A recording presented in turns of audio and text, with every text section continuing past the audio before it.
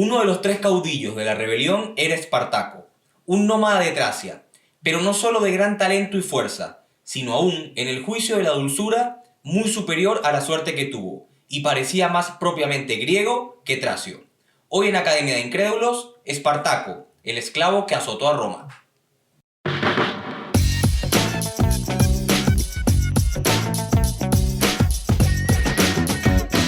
Esto es Academia de Incrédulos. Hola, ¿qué tal? Bienvenidos a Academia de Incrédulos. Un día más, como siempre es un placer que estén aquí acompañándome. Al igual que en todos los episodios, Yanio Marcano en la conducción, Vicente Ramírez en edición y montaje. El día de hoy, al igual que ya lo mencioné en redes sociales, vamos a estar conversando acerca de Espartaco y su revolución. ¿Por qué decidí hablar de Espartaco? Bueno, porque considero que es una de las historias personales más impactantes del mundo antiguo e incluso de la historia, y porque considero que a pesar de que vamos a tener un episodio para hablar de Roma, otro para hablar del Imperio, de Julio César y de otros personajes, considero que muchas veces una historia personal puede mostrarnos desde dentro una coyuntura política e histórica en específico. La frase con la que comencé el episodio es de Plutarco, un autor romano que así se refirió a Espartaco. Bien, antes de comenzar el episodio quiero aclarar un par de cosas. Lo primero es decir que la situación romana para la época es algo un poquito diferente de lo que siempre nos imaginamos que es Roma. Roma para ese momento de la historia no es un imperio, ¿ok? Es una república gobernada por un senado que a su vez es representado por dos cónsules. Los cónsules es lo que vendría siendo hoy un primer ministro. En aquel momento eran dos y eran los que gobernaba Roma. Eso es lo primero. Lo segundo es que la revolución de Espartaco no es la primera guerra servil. Antes de Espartaco hubo dos guerras serviles, es decir, guerras de esclavos, rebeliones de esclavos, pero la de Espartaco es la más significativa de todas. Y lo tercero es que para el momento en el que Espartaco vive, la esclavitud romana es una de las características principales de la época. Incluso para el siglo II podemos encontrar que en Roma una de cada 5 personas es esclava, lo que nos da una referencia más o menos del número de esclavos que había en ese momento. Bien, vamos a ir directamente a la historia. Tenemos que irnos a Tracia, a la actual Bulgaria. Allí nos vamos a encontrar a una tribu, de la cual es originario Espartaco, que tiene una relación complicada con Roma. Específicamente, Espartaco nace como hombre libre, pero de condición pobre. ¿Y qué es lo que va a hacer Espartaco? Se va a enrolar en el ejército romano como mercenario. Esto era algo muy común en la época, se hacían soldados a sueldo. Cuando Espartaco es reclutado en el ejército romano, el ejército va a emprender una guerra en contra de Tracia, es decir, se le pide a Espartaco que luche contra su propia tribu. Espartaco se va a negar y decide huir del ejército. Va a ser perseguido junto con su esposa y el castigo para los desertores del ejército romano era la esclavitud. ¿Y por qué era tan terrible el castigo? Porque en ese momento eran bastantes las personas que quizá debido a las condiciones difíciles de lo que podía ser una guerra o una campaña militar, decidían desertar del ejército. Y Espartaco iba a ser uno de ellos. Junto con su esposa es capturado y vendido como esclavo. Y aquí es donde verdaderamente comienza su historia. De su vida antes de ser esclavo no conocemos absolutamente casi nada, solo estos detalles que mencioné. Y él cuando llega a Roma va a ser comprado por un lanista llamado Quintus Batiatus. ¿Qué es un lanista? Un lanista era una persona que se dedicaba en la época a tener una escuela de gladiadores. Y esto es algo importante que tenemos que decir. En la época romana, no todos los esclavos se utilizaban para los mismos oficios. Habían algunos que eran llevados a las minas, lo que era el trabajo más horrible de todos. Habían algunos que eran adoptados como empleados domésticos, que llevaban una vida relativamente suave. Y los que eran más fuertes y mejores en el campo militar y de la guerra eran reclutados como gladiadores. Este va a ser el caso de Espartaco. Se va a ir con Quintus Batiatus a la ciudad de Capua, a unos 160 kilómetros al sur de Roma, y ahí va a vivir. Va a empezar a vivir como gladiadores. La vida de los gladiadores era bastante complicada, vivían en unas condiciones prácticamente inmundas e inhumanas, y allí va a conocer a una figura que va a ser clave en esta historia, Crixus, un gladiador galo. Resulta que junto a Crixus y a otros gladiadores van a empezar a tramar una conspiración para liberarse y para huir del Ludus. El Ludus quiere decir academia de Quintus Batiatus. Bueno, van a llevar a cabo esta rebelión y van a huir del Ludus de Batiatus. Esta rebelión no duró más de una hora porque si se tardaba mucho obviamente iban a llegar refuerzos. Y lo que sorprende de esto es que junto a Crixus, junto a Gannicus, junto a Enomao, van a huir del del Ludus de Quintus utilizando cucharas, cuchillos para comer, armas improvisadas, lo que realmente resulta una proeza. Cuando logran hacer esta huida, va a haber un momento donde la adrenalina de la situación, donde toda esta energía que llevaban en el momento va a bajar. Y se van a preguntar ellos, bueno, ¿ahora qué hacemos? Hasta este punto son únicamente 74 personas, por lo cual son fugitivos. No podemos pensar en 74 personas como una verdadera rebelión. En ese momento es cuando van a decidir los gladiadores a ser el líder de su movimiento Espartaco. Espartaco, según nos cuentan las fuentes de las épocas, era un hombre con un muy buen carácter de líder, con una nobleza innata y que era una persona con una responsabilidad social que le permitía no solamente velar sus intereses, sino por los intereses de los demás. Y esto no solamente lo dicen las fuentes favorables a Espartaco, sino las fuentes romanas, lo que no deja de ser significativo. Algo que tenemos que considerar y que quizás muy poca gente conoce es que la intención de Espartaco nunca fue luchar contra Roma ni sublevarse ante el poder romano. Recordemos que Espartaco había luchado en el ejército romano y sabía lo poderoso que era, por lo tanto su intención siempre fue huir. A este punto, Roma, ¿qué piensa de esto? Para Roma son unos fugitivos que tienen que capturar para mandar un mensaje a toda la gran masa de esclavos de que esto es lo que sucede si se sublevan contra Roma.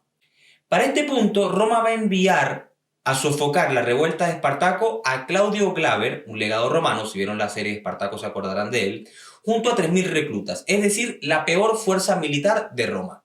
Para este momento, Espartaco está junto con sus hombres en las laderas del Vesubio, ¿ok? Ahí ellos van a esperar a Roma y van a intentar desarrollar una defensa que les permita enfrentarse al ejército que viene por ellos. Cuando Claudio Glaber va a perseguir a Espartaco, resulta que Espartaco lo vence con facilidad junto a sus gladiadores. Y ustedes se podrán preguntar, ¿cómo pasaba esto? Bueno, por una sencilla razón. Roma era una fuerza militar impresionante a campo abierto. ¿Qué quiere decir esto? Que cuando Roma se enfrentaba a un enemigo en guerra convencional, eran muy buenos en disciplina y en táctica. Pero cuando se enfrentaba a una fuerza como la de Espartaco, que estaba constituida por gladiadores expertos en el combate cuerpo a cuerpo, ya no resultaban tan buenos, y menos si eran reclutas.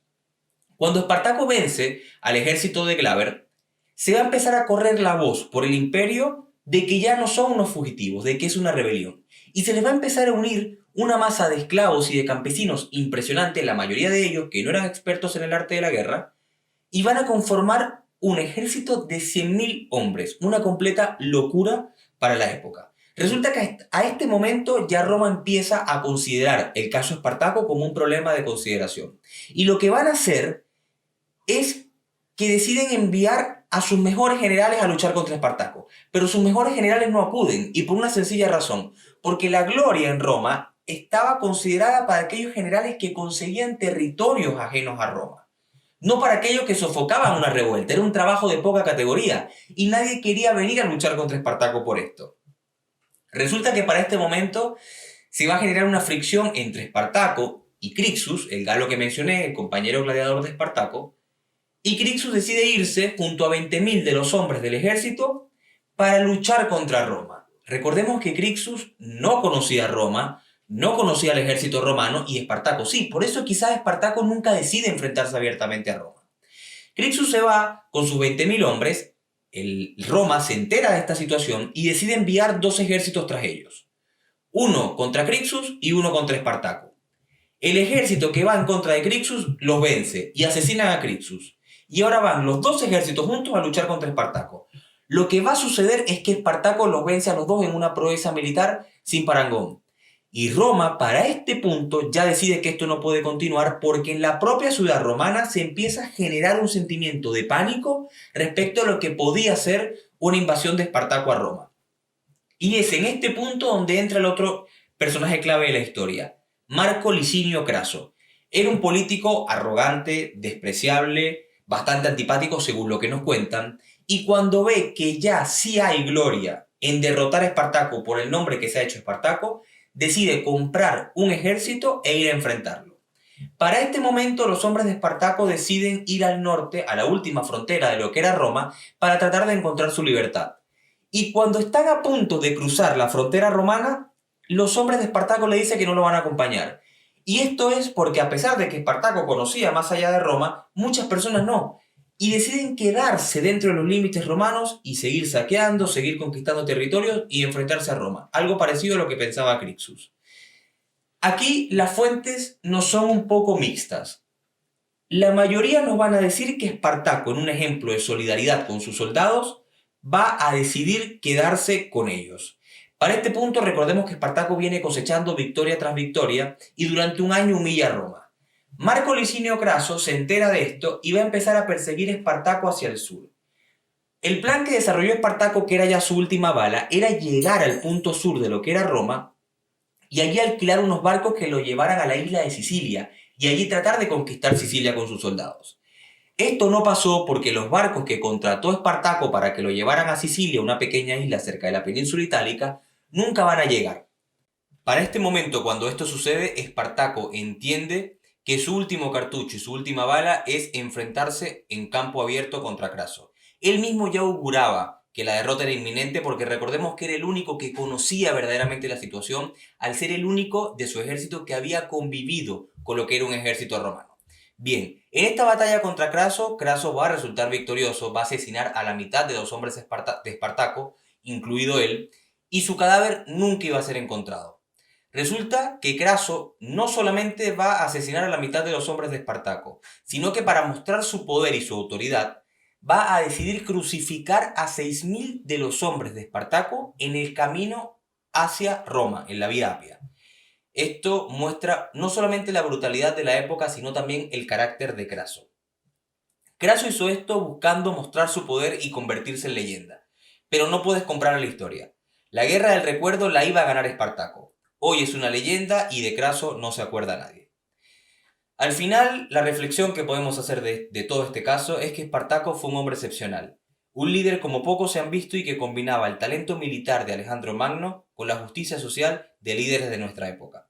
Su error, el de muchos, haber nacido en el momento y en el lugar equivocados. De haber sido romano, seguramente hubiese sido un gran político mejor de los que había en Roma.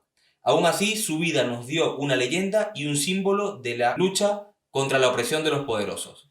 Espero que este capítulo haya sido de su agrado. Recuerden que si lo siguieron a través de YouTube, dejen un like y suscríbanse al canal. Y si lo escucharon a través de Spotify, también dennos seguir, por favor. Nos vemos en un próximo episodio con un nuevo capítulo. Recuerden que esto llegó a ustedes gracias a Línea en Estudio Creativo. Síganlo en redes sociales, @Línea en Estudio. Chao, chao.